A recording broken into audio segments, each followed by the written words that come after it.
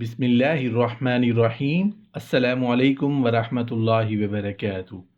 حائضہ عورت کے ساتھ کیا کچھ ہوتا ہے؟ اس میں کوئی شک نہیں کہ اللہ پاک کے ہر کام میں کوئی نہ کوئی حکمت اور مصلحت ضرور ہوتی ہے۔ خواتین پر یہ جو حیض مسلط کیا گیا ہے، جس میں خواتین کو بے تحاشا تکلیف ہوتی ہے، درد ہوتا ہے اور چڑچڑا پن ہوتا ہے، اور حیض کے دنوں میں خواتین کا حسن و جمال بھی ماند پڑ جاتا ہے، اور بہت ساری خواتین کو یہ نچوڑ کے رکھ دیتا ہے۔ مگر یہ ساری باتیں اپنی جگہ ٹھیک ہیں۔ کوئی انسان اس بات سے انکار نہیں کر سکتا کہ حیض میں بھی بے شمار حکمتیں پوشیدہ ہیں، مگر بدقسمتی سے ناسمجھ انسانوں نے ایسے کٹھن وقت میں، جب ایک حائضہ عورت ایسی مشکل گھڑی سے دوچار ہو رہی ہوتی ہے، وہ تکلیف سے گزر رہی ہوتی ہے، اس وقت اسے کچھ ظالم انسان گھر سے باہر نکال پھینکتے ہیں۔ کچھ معاشروں میں حائضہ عورت کو منحوس سمجھ کر اس کی کمزوری اور ایسی بیماری کی حالت میں اس پر تشدد کیا جاتا ہے۔ آئیے آج ہم آپ کو دنیا کے مختلف معاشروں کے بارے میں آگاہ کرتے ہیں کہ وہ حائضہ عورت کے ساتھ کیا برتاؤ کرتے ہیں۔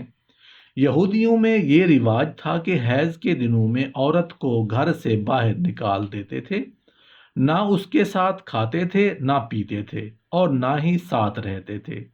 حیض ختم ہو جانے کے 7 دن بعد تک ان کے قریب نہیں جاتے تھے۔ ان کا خیال تھا کہ یہ سب ان کی کتاب میں ہے۔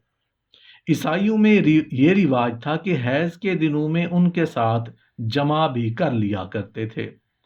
مشرکین مکہ کے ہاں یہ رواج تھا کہ جب عورت کو حیض آتا تو اس کے ساتھ دوبر میں ہم بستری کر لیا کرتے تھے۔ ہندو مذہب میں عورتوں کے معاملے میں خاصا متشدد رہا ہے۔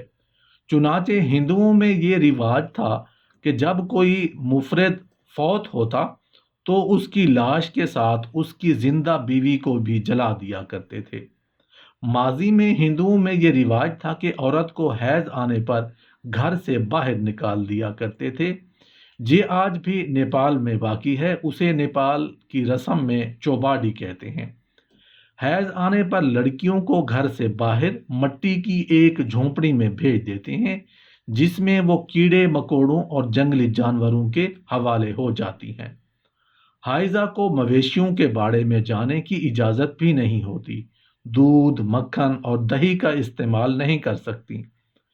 دوران حیض والی عورت کو کھانا بھی ہاتھ میں نہیں دیتے بلکہ پھینک دیتے ہیں۔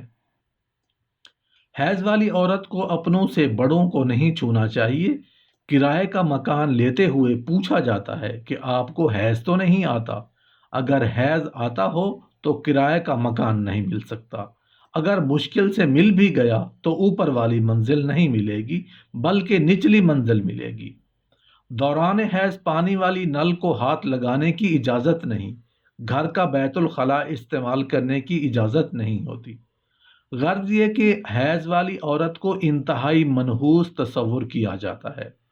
کیلاش پاکستان میں ضلع چترال کا ایک علاقہ ہے جہاں ایک الگ قسم کا مذہب پایا جاتا ہے، جس میں خدا کا تصور تو ہے لیکن کسی نبی کو یہ لوگ نہیں مانتے۔ ان لوگوں کے بڑے عجیب و غریب عقائد اور عجیب و غریب رسمیں اور رواج ہیں۔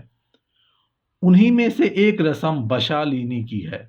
بشالینی اصل میں اس خاص جگہ کا نام ہے جہاں حیض والی عورت کو گھر سے نکال کر رکھا جاتا ہے۔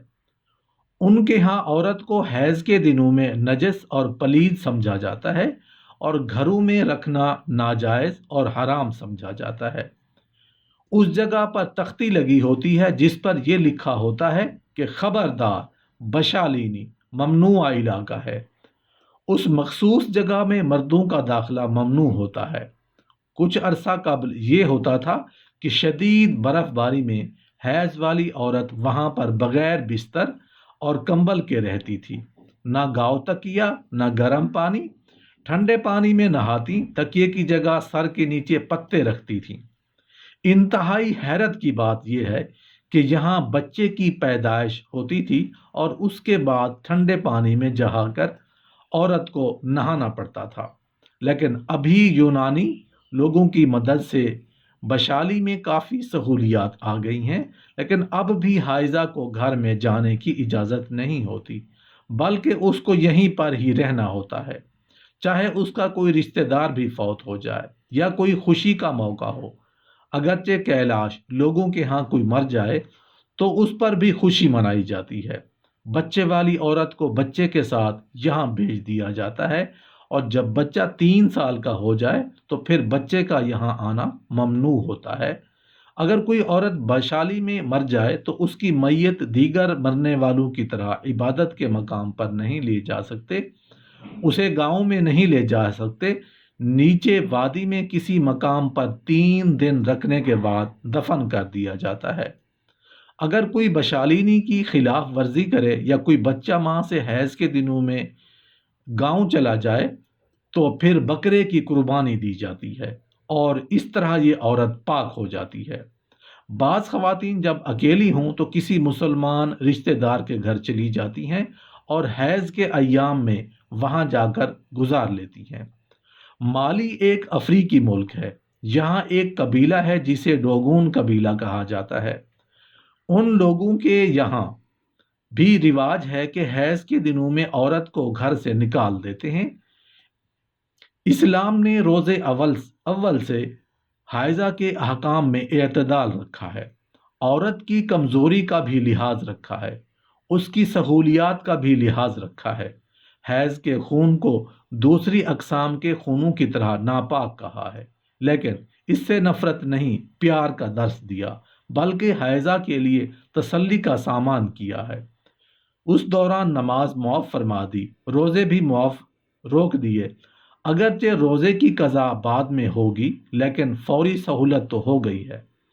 اس دوران جماع سے بھی منع کیا گیا ہے، اس لیے کہ اس میں عورت کے لیے تکلیف ہے۔ صحیح مسلم میں روایت ہے کہ حضرت انس رضی اللہ عنہ سے روایت ہے کہ یہودیوں کا یہ طریقہ تھا کہ جب ان کی عورتیں حائضہ ہوتیں تو نہ ان کے ساتھ کھاتے پیتے تھے، نہ ان کے ساتھ گھر میں رہتے تھے۔